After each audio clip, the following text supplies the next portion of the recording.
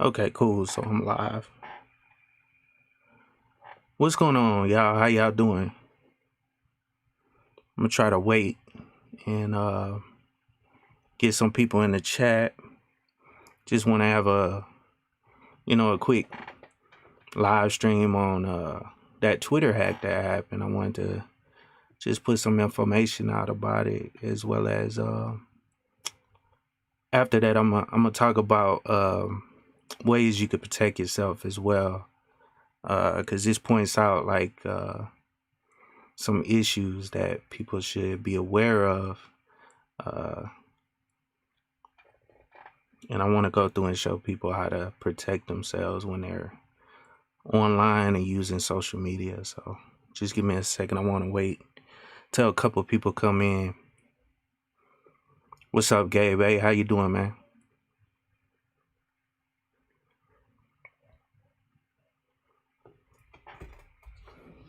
Yeah, I know a lot of people be going live during the day and during these times, like right after work and everything. And I don't want to look like I'm trying to, step on people's toes. So I just kind of went live after a lot of other people went live. How you doing, Mitchell? What's up, man? How you doing?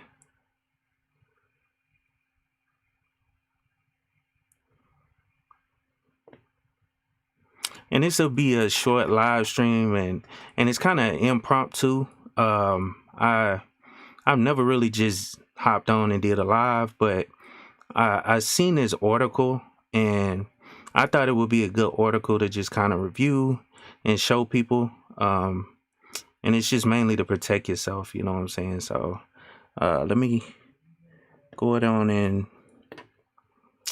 pull up the article since I got a couple people here. Thank you guys for coming to hang out with me. Just give me 1 second. All right, cool. Yeah, so the article that I seen, this came in my feed. I get alerts from Google. If you got an Android phone, you probably got the Google News. So you get alerts on, stuff that you set up on your news. So one of them is Bitcoin, and then, hacking and all that type of stuff. So I just wanted to show you guys this article, man, and just kind of read through it with you guys. But basically says everything we know about Twitter Bitcoin hack. And I'll put the article link. Actually, let me drop it in the chat if anybody want to go check it out or whatever. But I'm gonna just read through it. So just give me 1 second.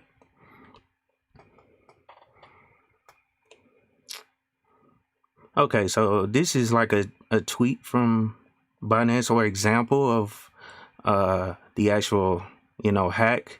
So Binance got hacked or whatever, and it says their Twitter account. It says we have partnered with Crypto for Health or giving back 5,000 Bitcoin to the community. Click this link or whatever. And so let me just go through what happened. It says early in the afternoon Eastern time on July 15th, a hacker or hackers gained control of a series of Twitter accounts owned by Bitcoin enthusiasts, executives, and exchanges. Upon gaining control of these accounts, the hackers tweeted messages to those accounts' audience claiming that they would be giving 5,000 Bitcoin back to the community and directing users to cryptoforhealth.com. People who visited the now defunct website were told that if they sent Bitcoin to a specific address, they would receive double the amount in return, plus a bonus if contributions exceed a certain threshold. After the hackers had spread the message from multiple Bitcoin related Twitter accounts, they went big. The first major account to be breached appears to be Elon Musk. Yeah, now this is big, man. A lot of these big accounts, owned by these, legit people with the check marks, people tend to trust them, you know what I'm saying, and click on the links thinking it's coming from those people. So, but it also says, appears to be Elon Musk. Let's see, followed in short order by Bill Gates, Uber, Apple, Kanye West, Jeff Bezos, Mike Bloomberg, Joe Biden, and also the former president, Barack Obama.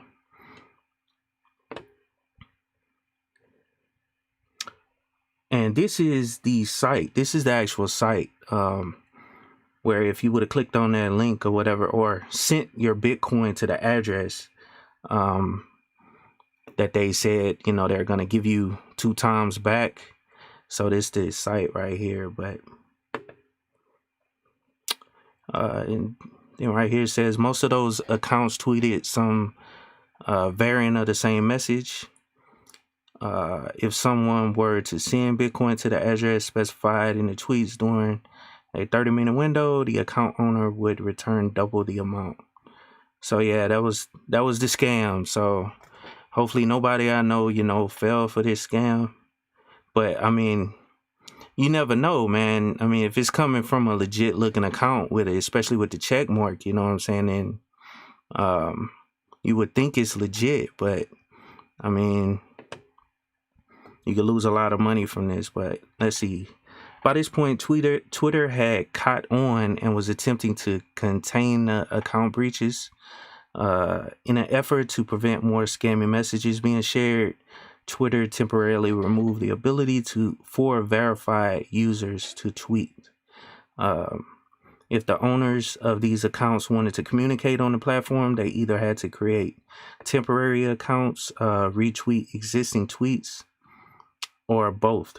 Meanwhile, non-verified Twitter users basically had a field day. Twitter appeared to get the situation under control and restored verified users' ability to tweet at around 8:30 p.m. Eastern Time.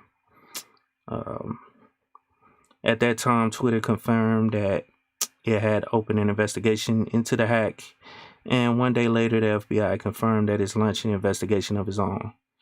So yeah, this was a coordinated attack. You know what I'm saying? It all happened, you know, same day. But anyway, my whole purpose for, you know, starting up the live stream, and hey to all you guys that I haven't spoke to.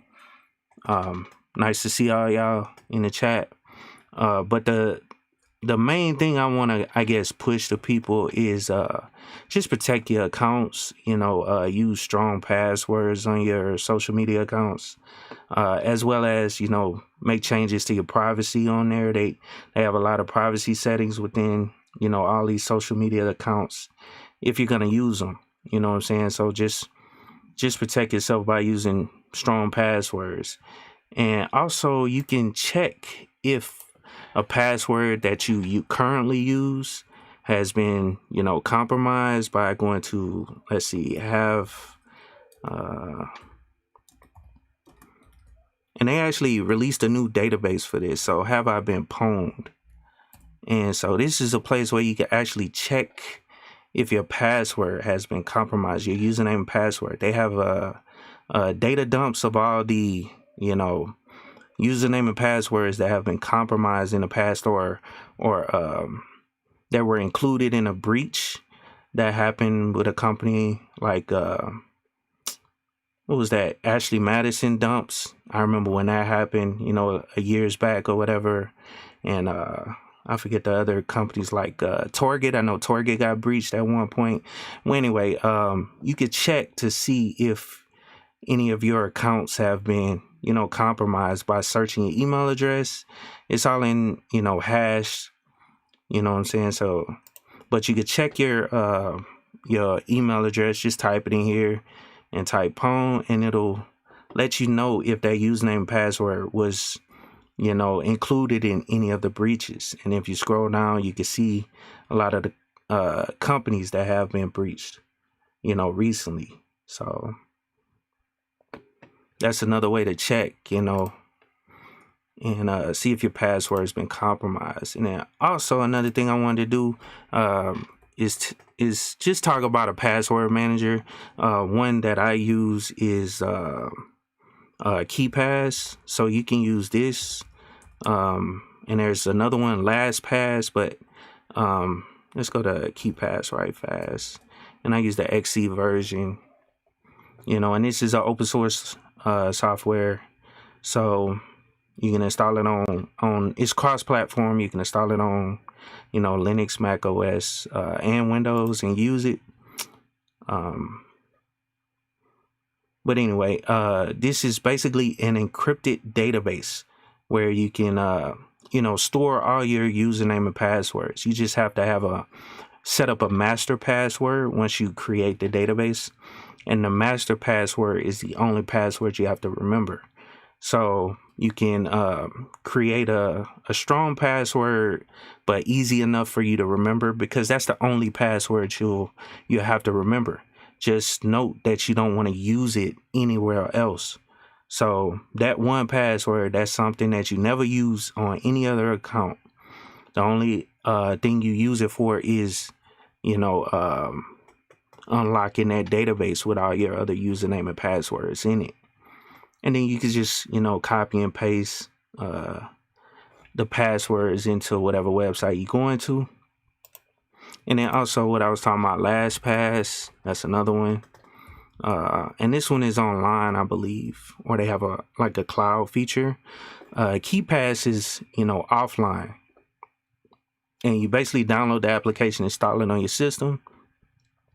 But they also have one that you don't have to install on your system. But LastPass, I believe, is cloud-based. I never use it, but they store all your stuff in the cloud. And it's kind of like how you can have all your passwords stored in the browser, which I wouldn't recommend. But you can put your stuff in LastPass, and when you go to a site or whatever, then you can it'll prompt to put your password in there, and you could just put it in there, and you only have to remember that master password in order to decrypt everything. So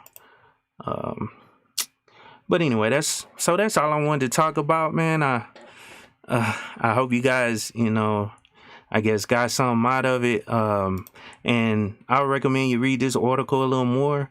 But that's what prompted me to talk about this. I know a lot of people are just going to talk about what's actually going on, but I thought it would be good to talk about ways to prevent this in the future and try to help people that are that or just laxed on their security and privacy. You know what I'm saying? So and this live stream, I'm doing it kind of late. I know I see a couple of people that are Central Time, and I know it's 10 o'clock there, or 10:19. So I know people got to get up and go to work or whatever if they're working right now because of this whole pandemic. But I hope you guys have a good night, man, and I really appreciate you guys checking me out. So but anyway, y'all have a good night and keep it techie.